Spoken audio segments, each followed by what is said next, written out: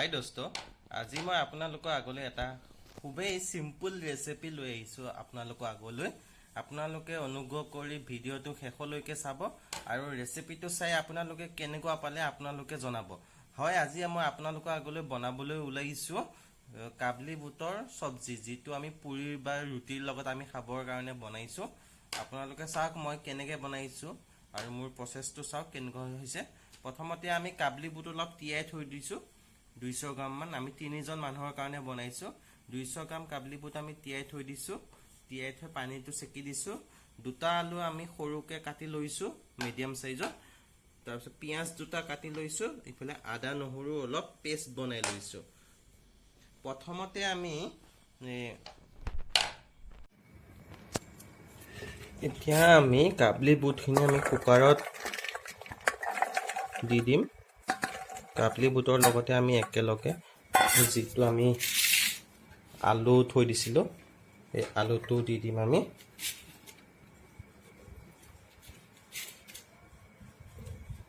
হয়, আলুটো দিয়াৰ পিছত আমি ইয়াত পানী দি দিম।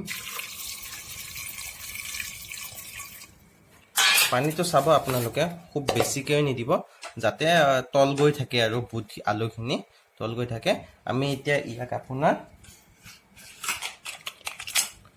4টা বা 5টা চিটি মাৰালৈকে আমি গেছত বইল কৰিম।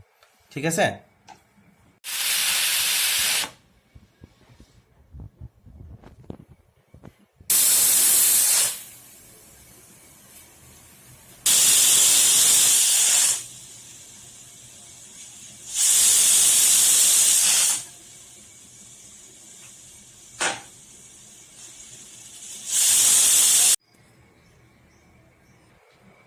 হয় ফ্ৰেণ্ডছ, আপোনালোকে দেখিছে যে মই কেৰাহীটোত তেল গৰম কৰিছোঁ।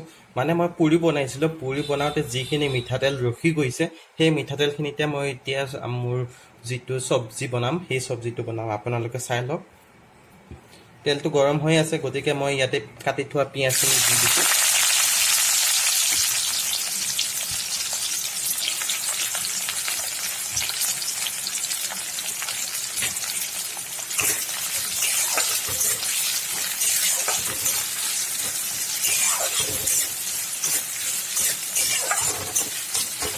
মই এইখিনি অকণমান ৰঙা পৰালৈকে ভাজি থাকিম। হয়, আপোনালোকে দেখিছে পিঁয়াজখিনি অলপ অলপকৈ ৰঙা হ'বলৈ ধৰিছে। মই এতিয়া আপোনাৰ ইয়াতে মই হালধি গুড়া দি দিম।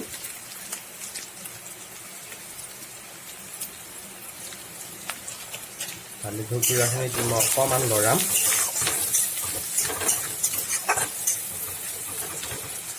এতিয়া মই নিমখখিনি দি দিম ইয়াতে।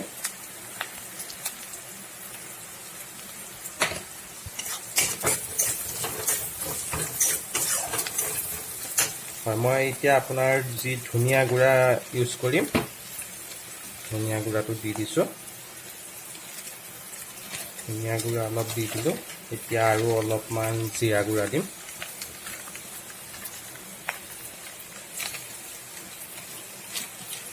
আৰু আপোনাৰ অকণমান গৰম মছলা দিম। এতিয়া মই এইখিনি অকণমান লৰাই থাকিম।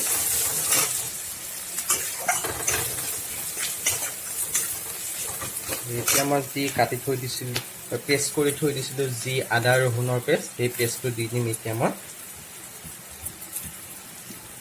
খুব চিম্পুল ৰেচিপি হয়। আপোনালোকে ল'ৰাল মানুহবিলাকে তৎক্ষণাত বনাই খাব পাৰে। বেছি মেহনত কৰিব নালাগে। তৎক্ষণাতে খুব টেষ্টি খানা খাব পাৰে।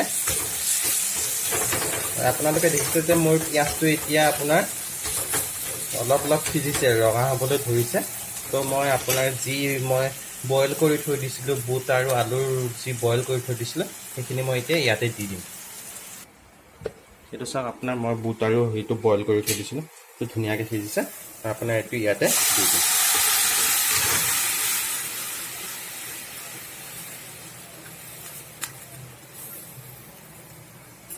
এইটো চাওক কি ধুনীয়া হৈছে। মই নতুনকৈ আৰু পানী ইউজ নকৰোঁ, কিয়নো পানী বেছি নকৰোঁ। মই পূৰা গোটা বনাম, গ্ৰেভি বনাম, মানে পূৰা থপথপীয়াকৈ বনাম। আপোনাৰ মই এতিয়া ইয়াতে অলপ ৰেড চিলি ইউজ কৰিম। যি জ্বলাৰ কাৰণে কাম কৰিব, কালাৰৰ কাৰণেও কাম কৰিব।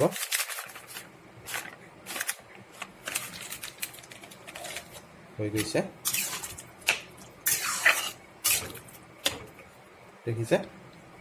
এতিয়া মই আপোনাৰ এইখিনি অকণমান টাইম ঢাকি দিম, উতল আহিব দিম। হয়, এতিয়া আমি 4-5 মিনিটৰ পিছত আমি এইখিনি এতিয়া চাওঁ উদঙাই পেনে কেনেকুৱা হৈছে। ৱাও, কালাৰ ধুনীয়া আহিছে, আপোনালোকে দেখাই পাইছে। মই এতিয়া ইয়াৰে আলু অলপ চাই আলুখিনি মই আপোনাক গুড়া কৰি দিম, অকল আলুটো গুড়া কৰিম। আপোনালোকে যদি ভাবে বুটটো কাবলি চানাটো পূৰা যদি সিজি যোৱাকৈ গলি যোৱাকৈ লাগে তেতিয়াহ'লে হুইচেল অলপ বেছিকৈ লগাব। মই কাৰণ এনেকৈ গোটাই থাকি খাই ভাল পাওঁ, গতিকে মই ইমান বেছি চিটি লগোৱা নাছিলোঁ, মই 3-4টা চিটি লগাইছিলোঁ। ঠিক আছে, মই আলুখিনি গুড়া কৰি দিছোঁ। আলুখিনি গুড়া কৰি দিলে দেখিবলৈ খুবেই ধুনীয়া হ'ব, গ্ৰেভি হ'ব, খাবলৈও টেষ্টি লাগিব। আপোনালোকে দেখি গমেই পাইছে চাগে খাবলৈ কিমানেই টেষ্টি হ'ব।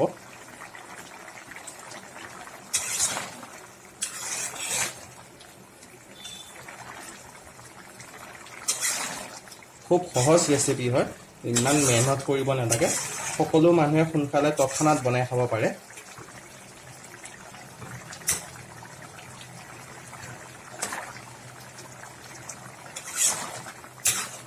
দেখিছে কি ধুনীয়া হৈছে। আমি ইয়াক আৰু 2-3 মিনিটমান উতল দিম, ঢাকি পিনে উতল দিম, তাৰপিছত আমি ইয়াক নমাব পৰা হৈ যাব। আমি এতিয়া শেষৰ বাৰ উদঙাই চাওঁ কেনেকুৱা হৈছে, পানীখিনি কৰিছে মানে চাওঁ। আপোনাৰ এইটো খুবেই গৰম হৈ আছে, ভালকৈ ধৰিব লাগে। ৱাও, চাওক কি ধুনীয়া হৈছে। সেইখিনি আমাৰ নমাব পৰা হৈ গৈছে। তো আপোনালোকে চাব পাৰে কাবলি চানাও ধুনীয়াকৈ সিজিছে, কিন্তু ভাঙি যোৱা নাই।